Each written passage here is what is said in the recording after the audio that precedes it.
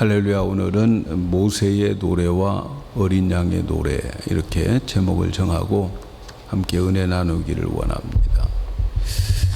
원래 제 꿈이 개그 목사가 되는 거였어요. 개그 목사.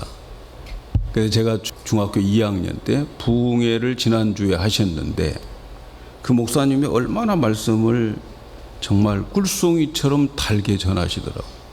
학교 갔다 와서 교회 가서 기도를 했어요. 그게 목사가 된 동기인데, 하나님 지난주에 오셨던 목사님처럼 말씀 재밌게 잘 전하는 그런 부흥 강사가 되게 해주세요. 그렇게 기도를 했어요. 근데 우리 영광교회 와서 보니까 재밌게 하면 할수록 썰렁한 목사가 되어 가더라고. 웃기려고 하면 더 안 웃고, 분위기가 완전히 시베리아 바람이 불어와 가지고 썰렁해서 이제는 제가 스스로 내가 썰렁 목사구나, 그런 생각이 들 때가 있어요. 목사님들이 단을 따르고 해요. 태권도도 1단, 2단, 3단, 유도도 이런 1단, 2단, 3단 단을 따르고 하는데, 목사님들의 목표가 몇 단인 줄 아세요? 3단입니다. 왜 3단이냐면 2단을 이기려고 3단을. 그거 봐, 썰렁하잖아. 그래서 제가 썰렁 목사가 되는 거야. 이럴 때는 웃어줘야 되는 거예요. 목사님들의 목표가 3단이에요. 3단. 2단 이기려고. 2단들이 요한계시록을 가지고 장난을 많이 쳐요. 2단들이. 그래서 2단을 이기려면 3단을 따야 됩니다. 여러분도 열심히 요한계시록을 듣고 또 자꾸 듣고 해서 3단을 따서 2단을 이기시기를 바랍니다. 우리 교회는 3단이에요. 3단. 2단을 이기는 3단. 그리고 썰렁하지 않는 교회. 할렐루야. 우리 속담에 호랑이가 물어가도 뭐 한다고요? 정신만 차리면 산다. 이렇게 정말 좋은 속담이 있어요. 요한계시록의 목적이 바로 이 속담에 어울립니다. 그래서 요한계시록에는 이 재앙이 나타나는데, 이 재앙이 호랑이인 거죠. 재앙이 호랑이에요. 이 호랑이에게 물어가도 정신 차리면 된다. 우리가 살펴본 것처럼 요한계시록에는 3가지 재앙을 말하고 있어요. 첫째는 임봉된 7인의 재앙, 그리고 7인이 끝나면 7나팔의 재앙, 그리고 7나팔이 끝나면 7대접의 재앙. 그래서 이 새 호랑이들이 올 때에 정신을 어떻게 차려야 될까 하는 것을 기록하고 있는 게 요한계시록입니다. 그래서 요한계시록을 기록한 목적은 이러한 재앙들이 왔을 때에 정신 차려라 하는 그런 내용인데, 근데 이 이단들은 호랑이를 강조하는 거야. 호랑이를 강조해. 재앙을 강조해요. 그래서 이 재앙을 강조해 가지고 그 재앙에 쪼그라들게 만들어. 겁을 주고 공포를 줘서 쪼그라들게 만들고, 그 쪼그라든 마음을 자기들이 끌고 가서 자기들 마음대로 하는 거죠. 그런데 3단은 그게 아니에요.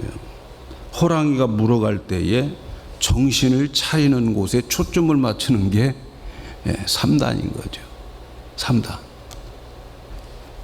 그래서 요한계시록의 목적은 이런 7인의 재앙, 7인의 나팔, 또 7대접의 재앙이 와도 정신 차리라고 하는 목적으로 쓰여지고 있는 거죠.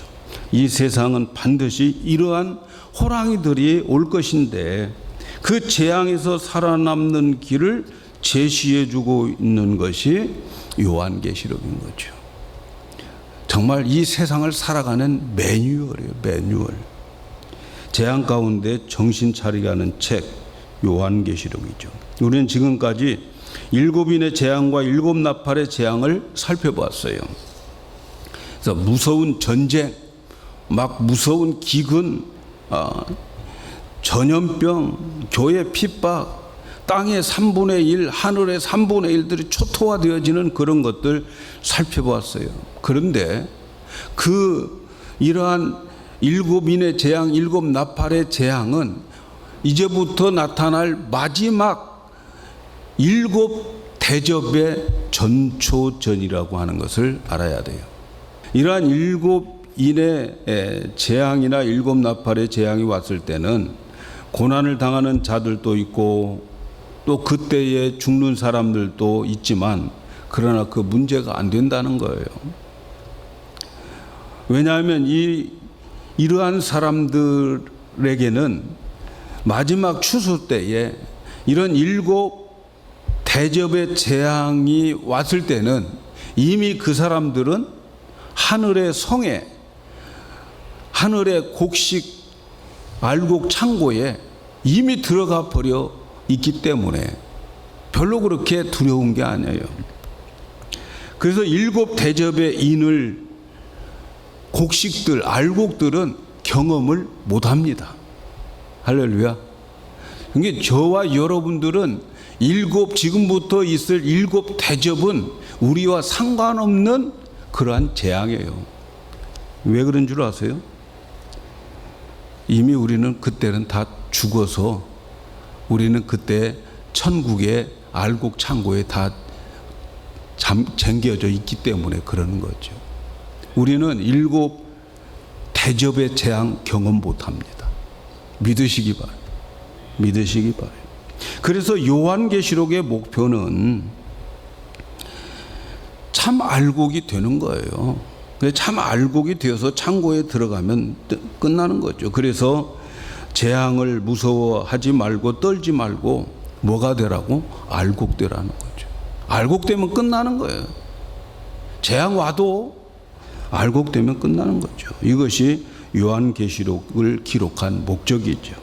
지난 시간에 우리는 예수님께서 익은 곡식을 추수하여서 하늘 창고에 모아놓은 것을 공부했죠. 그 하늘 창고에는 하나님의 성이겠죠. 하나님의 성에 있는 창고죠. 그런데 성 밖에 있는 포도송이들은 성 밖에 그들은 포도틀 속에 들어가서 지옥으로 가게 되는 거죠. 지옥의 고통을 받게 되는 거죠. 근데 이렇게 곡식을 거두고 난 다음에 이 땅에 남아있는 자들이 있어요. 이제 곡식 다 거두었어요. 추수 다 했어요. 그럼에도 불구하고 그때까지 땅에 남아있는 예수를 믿지 않는 사람들이 있다는 거죠. 그래서 그 땅에 있는 남은 자들에게 7 대접의 재앙이 내려지게 되는 거죠. 그래서 7 대접의 재앙은 익은 곡식들에게는 전혀 상관이 경험을 못하게 되는 거죠. 그래서 7 대접의 재앙은 익은 곡식들에게 경험 못한다. 먼저 말씀을 드리고, 그러므로 7 대접의 재앙이 내려지는 것보다 더 중요한 것은, 이런 재앙들이 내려지는 것보다 더 중요한 것은 어떻게 알곡이 되어서 주님이 추수할 때에 그 추수의 손에 붙잡힌 바 되느냐, 이것이 중요해요. 그런데 그 추수할 때에 추수의 손에 붙잡혀서 하늘의 곳간에 모아둔 그 사람들은 노래를 부르는데 어떤 노래를 부르느냐? 모세의 노래와 어린 양의 노래를 부를 줄 아는 자들이더라는 거죠. 그래서 오늘 말씀 1절에 또 하늘에 크고 이상한 다른 이적을 보매 7 천사가 7 재앙을 가졌으니 곧 마지막 재앙이라 하나님의 진노가 이것을 마치리로다. 이제 7 재앙, 7 인의 재앙, 일곱 대접의 재앙이 다 쏟아지면 마지막 재앙이라는 거죠. 곧 마지막이라 하나님의 진노가 이것으로 마치리라. 이제 지구는 끝이라는 거죠. 일곱째 나팔을 언제 불었냐면 11장 15절에서 불었어요. 지금 우리는 15장에 왔어요. 근데 11장 15절에서 일곱째 나팔을 불었는데 그 다음에 15장까지는 삽입장이라고 말씀을 드렸죠. 호랑이가 물어가도 정신을 차려라 하는 말씀을 주신 거죠. 근데 15장에 와가지고 이제 마지막 나팔을 부르니까 일곱 대접의 재앙이 딱 기다리는데 그 일곱 재앙이 맞춰지면, 대접의 재앙이 맞춰지면 이제 지구가 끝이 된대. 오늘 말씀해 보니까 마지막 재앙이라 하나님의 진노가 이것으로 마치리라, 이런 말씀이 나와요. 재앙이 이제 마치게 되는데 여기서 이것으로 하나님의 진노가 마치리다라고 하는 이 마친다고 하는 것은 단순히 이제는 재앙이 끝이야, 끝났어 이제는, 그런 단순히 끝나는 것으로 생각하면 안 돼요. 여기서 마쳤다라고 하는 것은 끝났다고 하는 의미보다는 완성되었다라고 하는 의미로 해석이 되어져야 되는 거예요. 뭐가 완성돼요? 이렇게 수많은 일곱 인의 재앙, 그리고 일곱 나팔의 재앙, 일곱 대접의 재앙들이 이렇게 내려지는 것에는 하나님께서 목적과 뜻이 있었다는 거죠. 그래서 이 마지막 이 일곱 대접의 재앙이 맞춰질 때는 하나님이 계획하셨고 하나님의 뜻이 완전히 이루어졌다 하는 것에서 그런 의미로 마쳤다라고 하는 거예요. 그러니까 중요한 것은 그 사건을 통해서 무엇이 완성되었는가를 알아야 되는 거지요. 여러분, 우리에게 모든 사건들이 있어요. 우리에게 재앙이 있고 어려움이 있고 고통, 고난들이 다 있어요. 그런데 그 사건을 통해서 그 사건을 우리는 빨리 이 고난에서 벗어나기를 원하지만 하나님께서는 그 사건을 통해서 하나님의 일을 하고 싶은 거예요. 그래서 그 사건을 통해서 무엇을 얻을 수 있고 무엇이 이루어지고 무엇이 완성되는가를 우리는 알아야 돼요. 우리는 힘든 일이 닥치면 빨리 끝내기를 원하지만 하나님은 그 사건을 통해서 하나님의 일을 하시기를 원하고 계신다 하는 것을 꼭 기억하셔야 됩니다. 오늘 여러분에게 어렵고 힘든 일이 있습니까? 아이고, 이 어려움, 이 고난의 통로, 이 터널 빨리 빠져나갔으면 좋겠다. 우리는 이렇게 원하지만 하나님은 그것을 마침으로 인해서 하나님이 얻는 것이 있다는 거죠. 목적하는 것이 있다는 거죠. 여러분, 성경에 나타난 인물들은 모두가 다 고난을 통해서 완성되고 성장된 사람들을 소개하고 있는 거죠. 여러분, 다윗의 생애를 아십니까? 다윗의 생애를 한번 조사해 본 적이 있으십니까? 다윗의 생애는요, 기적이 한 번도 없습니다, 여러분. 다윗의 생애는 기적이 없어요. 그에게 있는 기껏 기적이 뭐냐면 자기가 굴 속에 있는데 사울 왕이 찾아와서 자기 앞에서 볼일 보고 있는 것을 보게 되는 거죠. 주위에 있는 모든 사람들은 하나님이 주신 찬스라고 생각을 하고 그냥 찌르고 누르면 되는 건데, 그런데 다윗은요, 그 일을 하나님의 일로 만듭니다. 하나님의 일로 만들어요. 그래서 하나님의 기름 부은 종을 내가 어떻게 감히 손댈 수 있겠느냐? 하나님 원치 않다. 하나님이 원하지 않는 일이다. 그렇게 그는 생각하는 거죠. 심지어 다윗에게는 바세바와 간음을 했을 때에도 그는 그 죄 짓는 것까지도 하나님의 일로 만들어요. 나단 선지자가 와가지고 그 사람의 심장을 그대로 찌릅니다. 다른 왕들은요, 선지자가 자기의 치부를 밝혀내면 선지자 죽입니다. 그 선지자 죽이고 말아요. 그런데 다윗은 그 나단 선지자 앞에 무릎을 꿇고 그 사람이 바로 납니다 라고 하면서 하나님이 자기를 회개하게 만들고 하나님 앞에 겸손하게 만들어가는 거죠. 하나님께서 많은 재앙들, 많은 고난들을 주었지만 결국은 그 모든 일들을 사람의 일로 만들지 않고 하나님의 일로 만들어서 결국 다윗은 그의 인생의 고백이 뭐냐면 하나님은 나의 피난처입니다. 그 고백을 하나님이 하나님의 일로 만드시는 거죠. 그렇게 고백하게 만듭니다.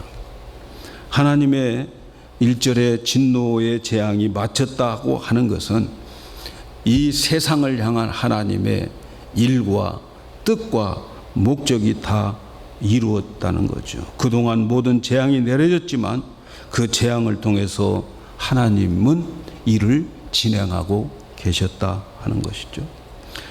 15장에는 7대접이 내려지고 7대접의 재앙이 내려진 후에 서론과 결론을 같이 소개하고 있어요. 그러니까 순서가 좀 바뀌어진 거죠. 여러분 요한계시록을 읽어보면 순서가대로 되어진 적이 없어요. 전부 뒤죽박죽이에요. 이미 7대접의 재앙이 내려져 버리고 남은 자들이 보니까 검문고, 우리말로는 검문고인데 하프라고 하죠. 검문고를 타고 하프를 타면서 노래를 부르는데 그들의 애창곡이 뭐냐? 바로 모세의 노래와 어린 양의 노래더라 하는 거죠. 그래서 이 노래를 부르는 이 사람들은 7대접이 다 쏟아졌어요. 그러나 이 사람들은 14장에서 어떻게 해서 예수님이 다 그들을 추수해서 곳간에 다 집어넣고 난 다음에 15장이 나타나는 거죠. 이해가 가시기를 축복합니다. 그래서 앞으로 16장부터 이 7대접의 내용들이 나타나기 시작하는데 이 16장부터 나타나는 7대접은 지구의 종말을 말하는 거죠. 그래서 7대접으로 이 세상은 없어지고 새하늘과 새 땅이 열리게 되고 7대접의 재앙 끝으로 영생과 그리고 영벌이 시작되는 거예요. 사랑하는 여러분, 오늘 우리가 관심을 가져야 될 것은 7대접의 재앙이 내려지기 전에 하나님의 곳간에 있는 성도들이 부르는 노래입니다. 지난번에는 새 노래를 불렀다고 그랬죠. 그런데 이들은 평소 때 애창곡이 있었어요. 이 노래가 최고로 오래된 노래입니다. 흘러간 옛 노래가 아니고 최고로 오래된 무슨 노래? 모세가 부르는 노래예요. 그래서 이 노래를 부르는 이 사람들을 살펴보면 이 곳간에 있는 자들의 믿음을 볼 수 있고 이들이 어떻게 알곡이 되어서 주님 앞에 추수하는 곡식이 되었는가를 우리는 알 수가 있어요. 그래서 하나님의 성 안에 있는 알곡 14장에서 추수했던 그 알곡 이 사람들은 모세의 노래를 부를 수 있고 어린 양의 노래를 부른 자다. 근데 이 사람들이 어떤 사람인가?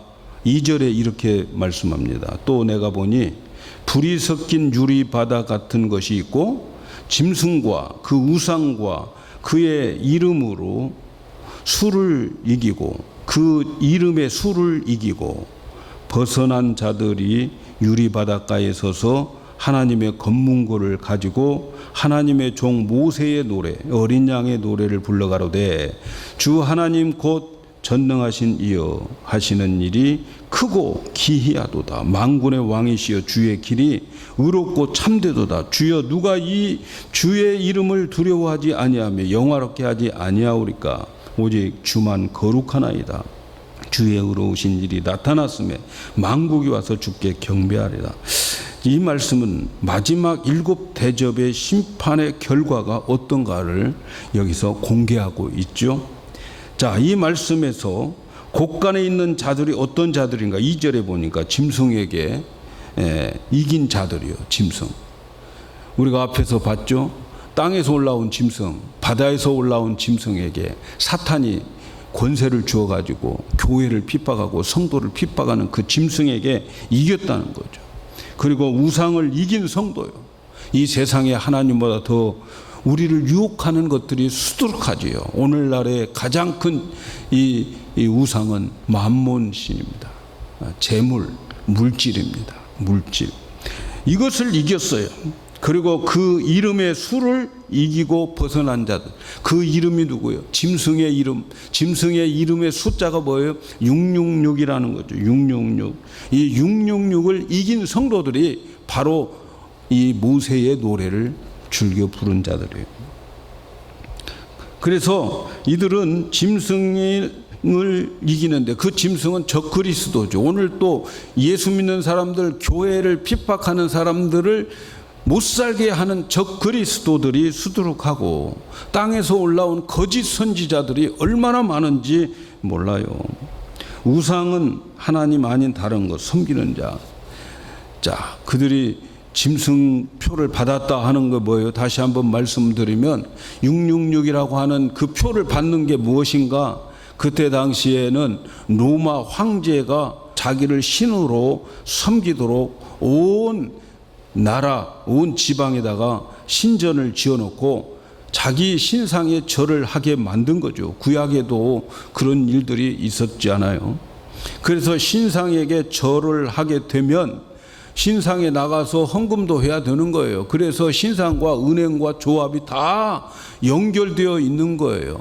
신상에서 절을 하고 거기에서 이 황제 숭배한다고 하는 증서를 받아가지고 은행에 제출하면 사업자금 다 주고 조합에 가입하면 다 상업할 수 있도록 그렇게 만드는 거예요. 그래서 먹고 살기 위해서, 사업하기 위해서 황제에게 가서 절하고 헌금도 약간의 헌금을 하고 그리고 증서 받고 그 증서 가지고 은행 가면 은행에서 대출해 주는 거죠. 그리고 그 돈 가지고 사업자금 하는 거죠. 그것을 가리켜서 666 짐승표를 받는 것이라는 거죠. 오늘날도 세상에서 먹고 살기 위해서 그들에게 절하고 그들에게 무릎 꿇고 그리고 이 세상에 잘 사는 것이 최고야 하는 자들, 그들에게는 짐승표를 받게 되는 거죠. 그런데 바로 이런 애창곡을 하는 사람들, 즐겨 부르는 사람들을 보니까 모세의 노래를 부르고 어린 양의 노래를 부르고 있다는 거죠. 여러분은 어떤 것이 애창곡입니까? 이민 와서 사는 여러분, 애창곡이 무엇이에요? 울려고 내가 왔던가? 뭐 그런 겁니까? 이리 갈까 저리 갈까 차라리 돌아갈까? 뭐 이런 거 애창곡입니까 여러분? 뭐가 애창곡이에요? 여러분의 애창곡이 뭡니까? 여러분이 즐겨하는 찬양이 어떤 찬양입니까? 우리 애창곡이 있어야 되지 않겠어요? 모세의 노래 도대체 뭘까? 모세의 노래를 아십니까? 어린 양의 노래를 아십니까? 모세의 노래나 어린 양의 노래는 같은 의미예요. 같은 의미. 성 안에 있는 자들은 모세의 노래를 아는 자들이고 그리고 어린 양의 노래를 아는 자들이에요. 모세의 노래를 어떻게 하면 그 노래를 부를 수 있는가를 우리 한번 생각해 보아야 되겠어요. 이 노래를 부르는 사람들은 짐승을 이겼고 이 노래를 부르는 사람들은 우상 숭배하지 않았고 이 노래를 부르는 사람들은 먹고 사는 것 때문에 신앙 바라보지 않고 하나님의 인침을 받은 사람들입니다. 이 사람들은 평소에 즐겨 불렀던 애창곡이 다른 게 아니고 모세의 노래, 어린 양의 노래요. 어떻게 이 노래를 부를 수 있을까요? 우리 이 노래를 배우고 가야 되지 않겠습니까? 가장 오래된 노래. 여러분, 모세의 노래를 언제 불렀어요? 이스라엘 백성들이 출애굽할 때에 그들이 마지막 10번째 재앙 때 유월절 어린 양을 잡아가지고 문설주에 발랐을 때에 10가지 재앙, 마지막 재앙에 그 문설주에 바른 그 어린 양의 그 노래, 그들의 능력과 노래, 그들의 노력이 아니고 순전히 어린 양 때문에 구원받은 그 어린 양의 노래. 자, 그래서 문설주에다가 어린 양의 피를 바르고 그들은 애굽을 탈출했어요. 애굽을 탈출하고 난 다음에 그때 당시 바로 왕이 정신이 든 거예요. 이 많은 노동력을 다 빼앗겼으니 어떻게 이 나라를 일시켜 먹고 살겠는가. 그래서 애굽의 총 군인들을 총동원시켜가지고 뒤쫓아가는 거예요. 성난 군인들이 막 그 애굽에 탈출한 이스라엘 백성 뒤를 쫓아가는 거죠. 그들은 뭔가 알지도 못하고 그냥 모세만 따라서 갔는데 가서 보니까 앞에 바닷가인 거예요. 뒤에서는 성난 그 애굽의 군대들이 쳐들어오고 앞으로 가려고 하니 바다가 있어요. 저 바다. 그들은 완전히 사면초가요. 도관에 든 쥐나 마찬가지죠. 애국 군대들이 막 가까이 오니까 이스라엘 백성들이 심히 두려워해서 하나님 앞에 소리를 지며 비명을 지릅니다. 그리고 모세를 원망합니다. 애굽에 매장지가 없어가지고 우리를 이 광야에다가 묻으려고 우리를 여기까지 이끌고 왔느냐고. 애굽 사람들이 저렇게 쳐들어오는데 차라리 우리가 애굽 사람들에게 항복하고 다시 그들을 섬기는 것이 광야에서 죽는 것보다 낫지 않겠냐고 현실적으로 옳은 말 하는 거죠. 그렇게 원망을 합니다. 그런데 이때 모세를 보세요. 출애굽기 14장 13절 14절에 보니까 모세가 백성에게 이르되 너희는 두려워 말고 가만히 서서 여호와께서 오늘날 너희를 위하여 행하시는 구원을 보라. 너희가 오늘 본 애굽 사람을 또 다시는 영원히 보지 못하리라. 여호와께서 너희를 위하여 싸우시리니 너희는 가만히 있을지어다. 그들에게 당하는 모든 일들, 정말 사면초가의 그 일들을 모세는 하나님의 일로 만들어요. 하나님의 사건으로 만듭니다. 가만히 서서 하나님이 일하시는 것을 보라. 너희를 위하여 행하시는 구원을 보라. 하나님이 너희를 위해서 싸우시리라. 너희 가만히 있을지어다. 가만히 있어. 하나님이 일하실 거야. 그리고 하나님의 명령을 기다립니다. 하나님은 모세에게 지팡이를 바다를 향해서 들고 그리고 이스라엘 백성들에게 전진하라고 명령하는 거죠. 이스라엘 백성들 아직 바다에 빠져 죽지 않았어요. 아직도 바닷가 저 물가에까지 가려면 50m도 더 남았어요. 네? 그런데 거기에서 원망하고 거기에서 불평하고 그러고 있더라는 거죠. 그래서 하나님이 모세의 모든 일, 이스라엘의 일을 하나님이 일하시게 만들었어요. 하나님이 일하시는 거죠. 모세에게 지팡이 들고 바다를 향해서 들고 섰어라. 그런데 어떻게 됩니까?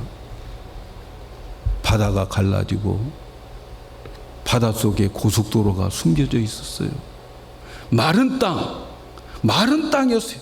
금방 바다였는데 마른 땅이 되고, 그리고 이스라엘의 모든 백성들이 그 바다를 건너가게 되는 거죠. 그런데 그 이스라엘의 흉내를 믿지 않는 애굽 사람들이 내는 거예요. 세상 사람들이 아무렇게나 우리 흉내 내면 망합니다. 그들 그 바닷속에 자기들도 가면 되는 줄 알고 들어오다가 이스라엘 보는 앞에서 모든 유다의 그 애굽의 그 군인들이 수장되고 말았죠. 물속에 다 묻혀버리고 말았어요. 그리고 난 다음에 모세가 노래를 지었는데 그 노래가 바로 이 노래인 거죠. 출애굽기 15장에 모세가 노래를 지어요. 그래서 출애굽기 14장 마지막 절에 이렇게 나와요. 이스라엘이 여호와께서 애굽 사람들에게 베푸신 큰 일을 보았으므로 백성이 여호와를 경외하며 여호와와 그 종 모세를 믿었더라. 그리고 출애굽기 15장에 모세의 노래가 나오는데 15장 1절에 이때에 모세와 이스라엘 자손이 이 노래로 여호와께 노래하니 일렀으되 내가 여호와를 찬송하리니 그는 높고 영화로우시며 말과 그 탄 자를 바다에 던지셨음이로다. 여호와는 나의 힘이요 노래시며 나의 구원이시로다. 그는 나의 하나님이시니 내가 그를 찬송할 것이요 내 아비의 하나님이시니 내가 그를 높이리로다. 오늘 우리가 읽은 말씀에도 그 14만 4천 명 그 알곡들이 부르는 그 모세의 노래 속에 전능하신 이시여 하시는 일이 크고 기이하시도다. 만국의 왕이시여 주의 길이 의롭고 참되도다. 전능하신 이여 하시는 일이 크고 기이하시도다. 모세의 노래와 이 어린 양의 노래를 부르는 자들은 이 노래를 실제로 배웠어요. 어떻게 배웠을까요? 그들은 진퇴양난, 사면 초가에 있을 때에 그 상황, 그 일들을 하나님께 실제로 맡겼어요. 실제로 맡겼어요. 그리고 그 어려운 일을 사람의 일로 생각하지 않고 하나님의 일로 만들었어요. 너는 가만히 있어. 너희들은 가만히 있어. 여호와께서 행하시는 일을 봐. 여호와께서 너희를 위해서 싸울 테니까 가만히 있을지어다. 모세가 바로 이 노래를 부른 거예요. 어렵고 힘든 모든 상황 속에서 모든 것을 하나님의 일로 전환시켜버리고 실제로 그것을 경험하고 난 다음에 부르는 노래가 모세의 노래란 말이죠. 모세는 어려운 일을 당할 때 믿음 가지고 이거 하나님이 하실 거야. 이 사건을 통해서 하나님이 일하실 거야. 가만히 서서 하나님이 하시는 걸 보겠다. 이런 실제적인 믿음 가지고 있는 자가 이 노래를 배우게 되고 이 노래를 부르게 되었다는 거죠.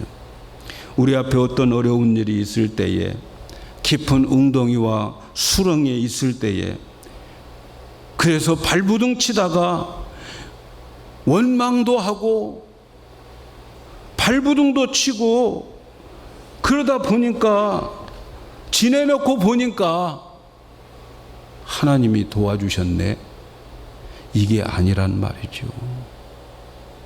어쩌다가 지내놓고 보니까 하나님이 우리를 이렇게 인도하셨네. 거기에서 그런 노래 안 나와요, 여러분.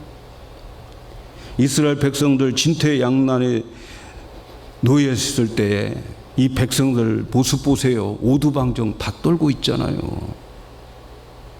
그 오두방정 떠는 그 사람들에게서 모세의 노래 안 나와요. 하나님 어떻게 하려고 합니까? 이 원망 저 원망 다 하다가 그러고 난 다음에 세월 지나서 보니까 해결됐네. 하나님의 은혜구나. 이게 모세 노래 아니에요, 여러분. 이해가십니까, 여러분? 나중에 가서 하나님의 뜻이었어 고백하는 건 가나안 땅에 못 들어가요. 이 사람들 가나안 땅에 한 사람도 못 들어갔어요, 여러분. 사랑하는 여러분, 오늘 말씀 4절에 모세의 노래를 부르는 자들은 전능하신 이여 하시는 일이 크고 기이하시도다.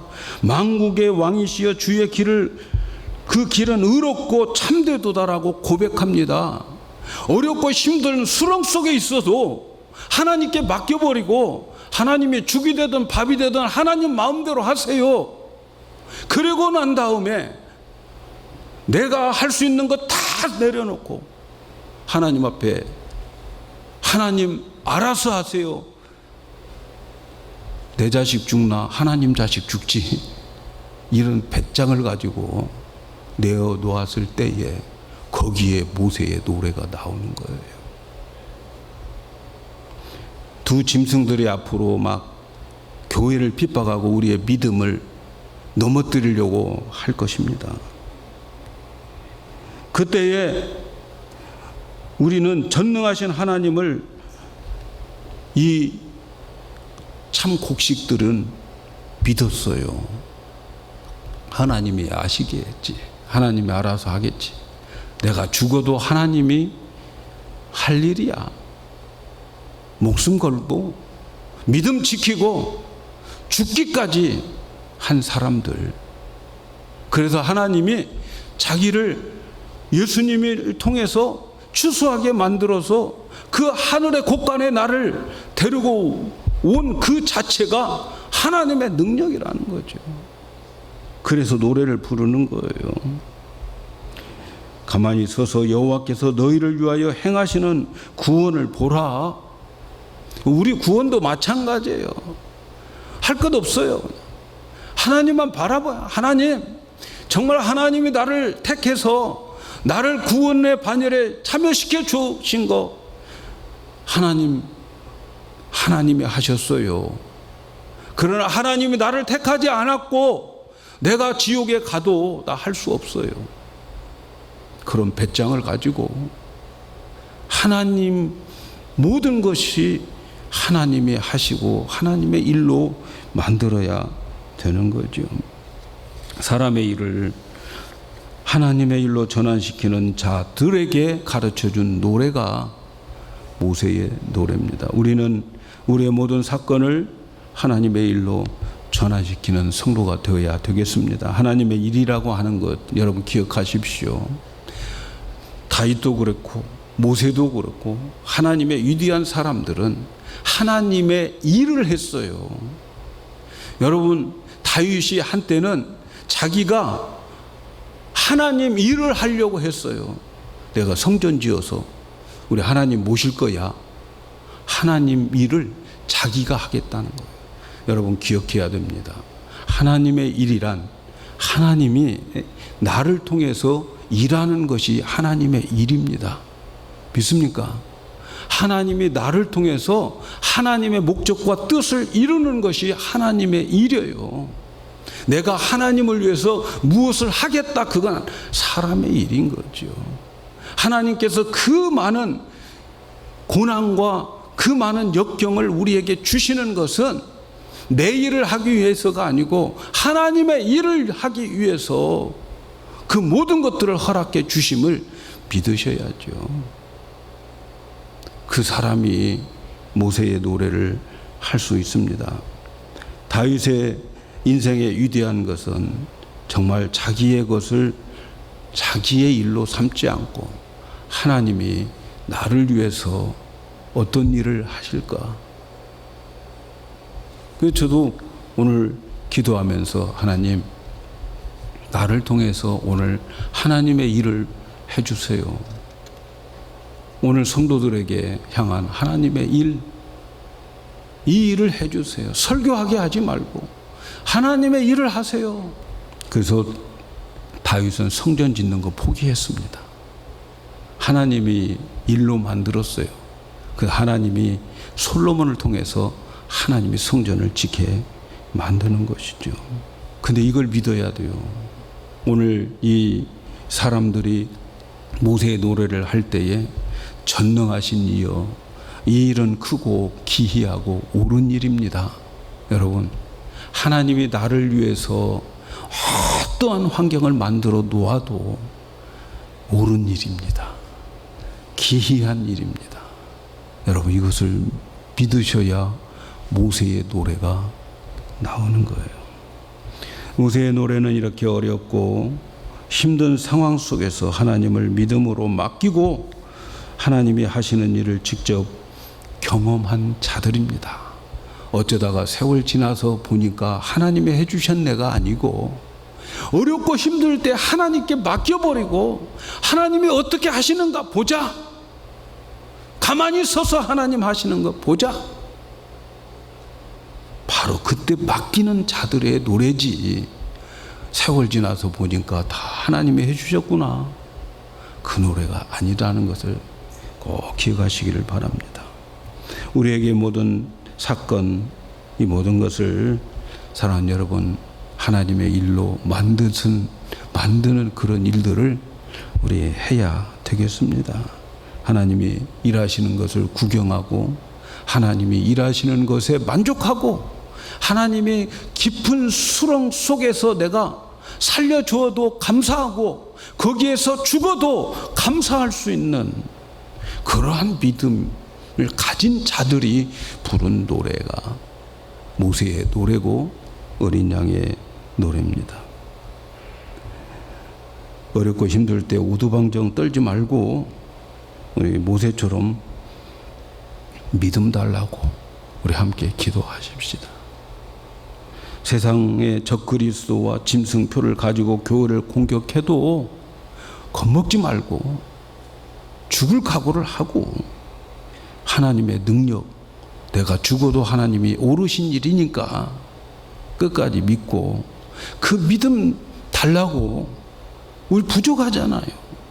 기도하는 우리 교회가 되었으면 좋겠습니다. 그리고 우리 영광교회 성도들은 나의 모든 일을 하나님께 패스해서 하나님이 일하게 함으로 모세의 노래와 또 어린 양의 노래가 우리 교회의 애창곡이 되고 그 노래를 부르다가 하나님의 곳간에 들어가는 우리 교회가 되십시다. 그래서 2단을 이기고 3단이 되어야 되겠습니다. 할렐루야. 기도하겠어요.